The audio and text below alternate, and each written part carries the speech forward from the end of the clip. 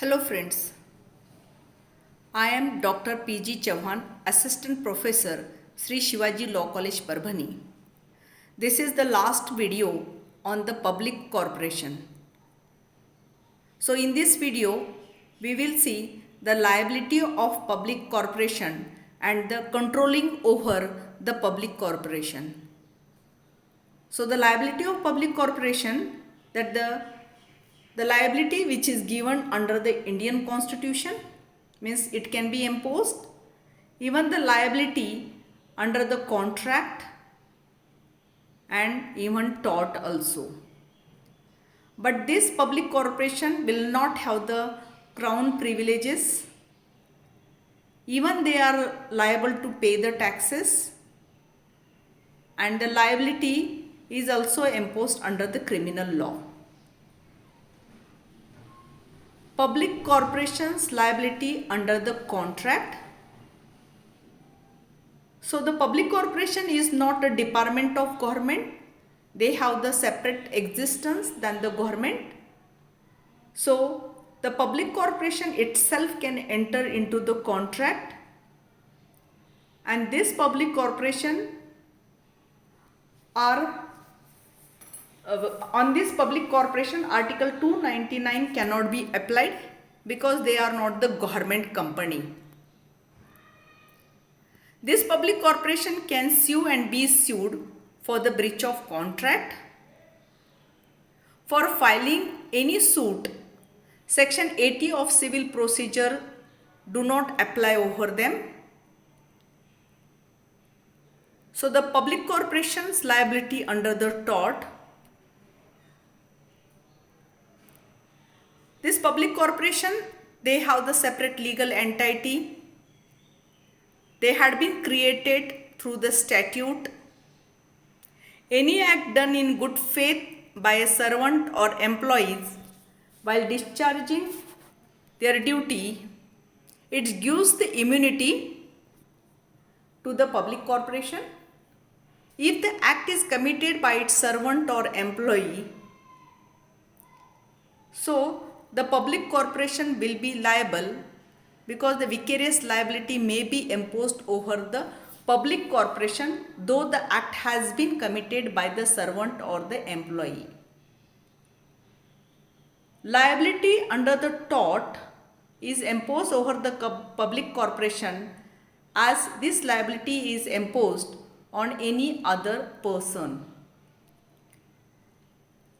Now, what kind of control are there on the public corporation? So there is a parliamentary control, governmental control, public control, judicial control. Now one by one we will see how there is a parliamentary control over the public corporation. Legislation. Parliamentary control begins with the very act of legislation which brings the corporation into existence. So there is a parliamentary committee.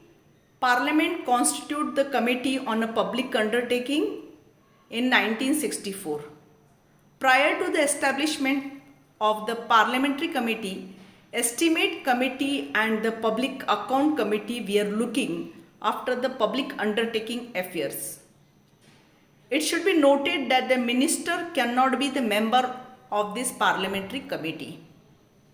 Laying of rules and regulation which is made by the public corporation for their own purpose as an delegated legislation, so they have to put up in front of the parliament. So the parliament supervise the statutory corporation through the process of laying of rules and regulation on the table of houses. The questions are: under Rule 32 of the procedure of Lok Sabha, the first hour of every sitting shall be available for the questions answer, unless the speaker direct otherwise.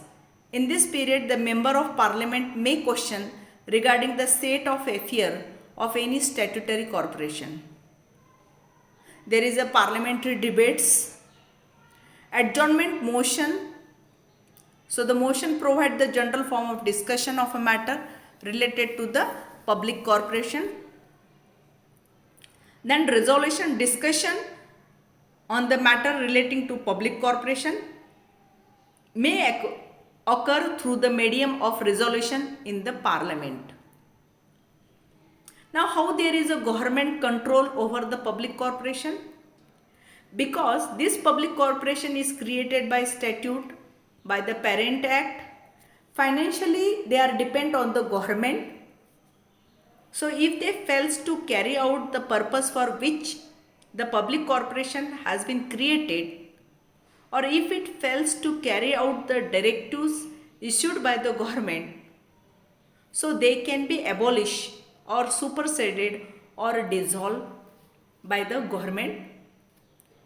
So the government has the authority to frame the rules and regulation for the public corporation. They may lay down the procedure and even prescribe the activities to be undertaken.